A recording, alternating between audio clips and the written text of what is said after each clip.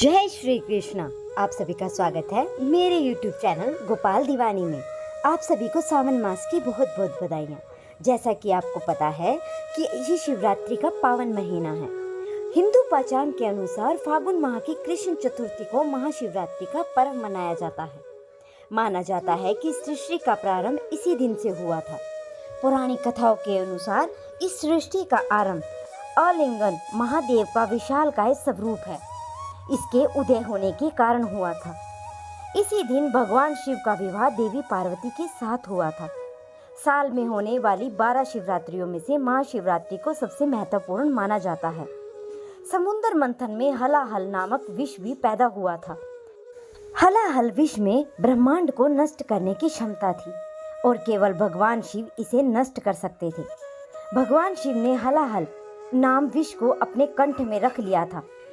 जहर इतना शक्तिशाली था कि भगवान शिव बहुत दर्द से पीड़ित हो उठे थे और उनका गला बहुत नीला हो गया था। इसी कारण से भगवान शिव नीलकंठ के नाम से प्रसिद्ध है। उपचार के लिए चिकित्सकों ने देवताओं को भगवान शिव को रात भर जागने की सलाह दी और इस प्रकार भगवान शिव के चिंतन में एक सतर्कता रखी। शिव का आनंद लेने और जागने के लिए देवताओं ने अलग अलग नृत्य और संगीत बजाए। जैसे ही सुबह हुई, उनकी भक्ति से प्रसन्न भगवान शिव ने उन सभी को आशीर्वाद दिया।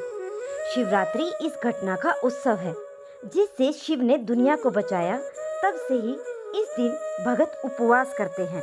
सावन माह के कृष्ण पक्ष की चतुर्दशी तिथि 2 अगस्त को दोपहर 3:26 पर शुरू होगी और इसके अगले दिन यानी 3 अगस्त को दोपहर 3:50 पर समाप्त होगी।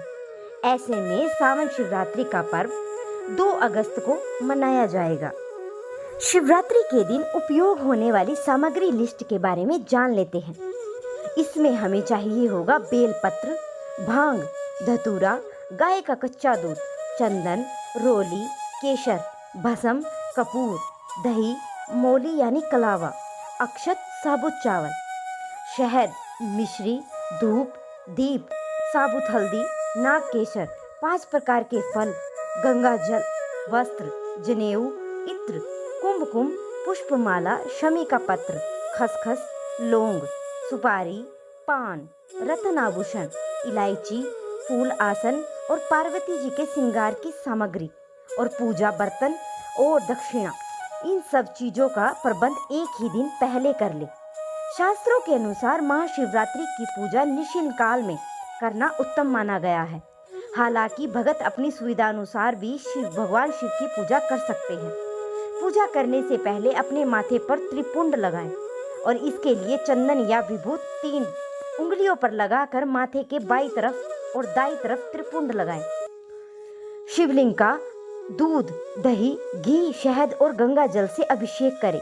आप चाहे तो खाली जल से भी भगवान शिव का अभिषेक कर सकते हैं और अभिषेक करते हुए महामृत्युंजय मंत्र का जाप करते रहना चाहिए और शिव के पंचाक्षर मंत्र ओम नमः शिवाय का जाप करना चाहिए। शिव को बेलपत्र, आँख, धतूरे का फूल, चावल, भांग, इत्र जरूर चढ़ाए। चंदन का तिल अवश्य लगाए। धूप दीपक जलाए। शिव के मंत्रों का जाप करें। शिव चालीसा पढ़े और खीर और फलों का भोग लगाए। शिव आरती उतारे और माँ पार्वती का श्रृंगार करे। संभव हो तो रात्रि भर जागरण करें और घर के पास शिव मंदिर नहीं है तो घर पर ही मिट्टी के शिवलिंग बनाकर आप उनका पूजन कर सकते हैं। महाशिवरात्रि के दिन शिव पुराण का पाठ और महामृत्युंजय मंत्र और साथ ही महाशिवरात्रि के दिन रात्रि जागरण का भी विधान है। कर्पूर गौरम करुणावतारम संसार सारम भुजगेंद्रहारम सदा बसंतम हृदयारविंदे भव्य भवानी सहित नमामि।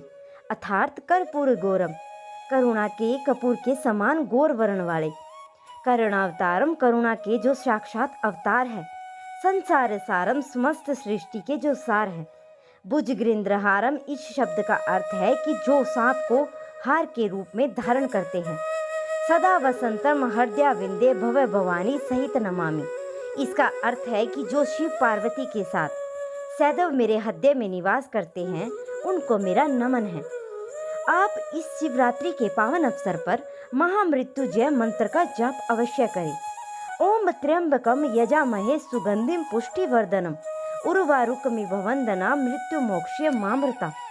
अर्थात इस पूरे संसार के पालनहार 3 नेत्र वाले भगवान शिव की हम पूजा करते हैं और इस पूरे विश्व में सुरभि फैलाने वाले भगवान शंकर हमें मृत्यु के बंधनों से मुक्ति प्रदान करे, जिससे कि हम सभी को मोक्ष प्राप्त हो जाए। तो आइए अब हम शिवरात्रि की पावन व्रत कथा का रसपान करते हैं।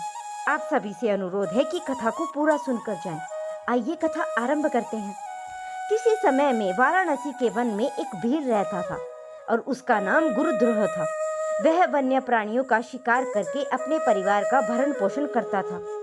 एक बार शिवरात्रि के दिन वह शिकारी करने वन में गया और उसे दिन भर कोई भी शिकार नहीं मिला और रात हो गई।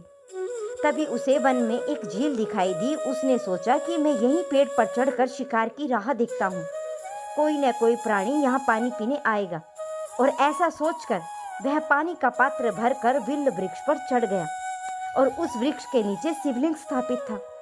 थोड़ी देर बाद वहाँ एक हिरनी आई और गुरुद्रोह ने जैसे ही हिरनी को मारने के लिए धनुष पर तीर चढ़ाया तो विल्ल वृक्ष के पत्ते और शिवलिंग जल पर गिर पड़े। इस प्रकार रात के प्रथम पहर पर अनजाने में ही उसके द्वारा शिवलिंग की पूजा हो गई।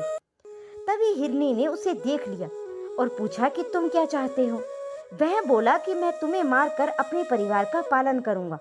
और यह सुनकर हिरनी बोली कि मेरे बच्चे तो मेरी राह देख रहे होंगे, मैं उन्हें अपनी बहन को सौंप कर लौट आऊंगी। और हिरनी के ऐसा कहने पर शिकारी ने उसे छोड़ दिया।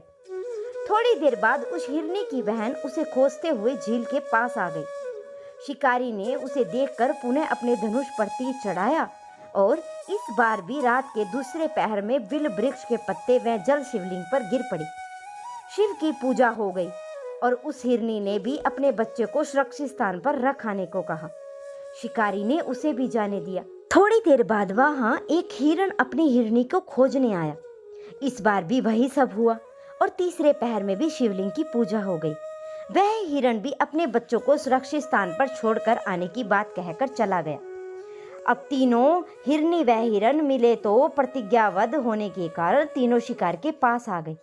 सबको एक साथ देखकर शिकारी बड़ा ही खुश हुआ और फिर अपने धनुष पर बाण चढ़ाया और चौथे प्रहर में पुनः शिवलिंग की पूजा हो गई।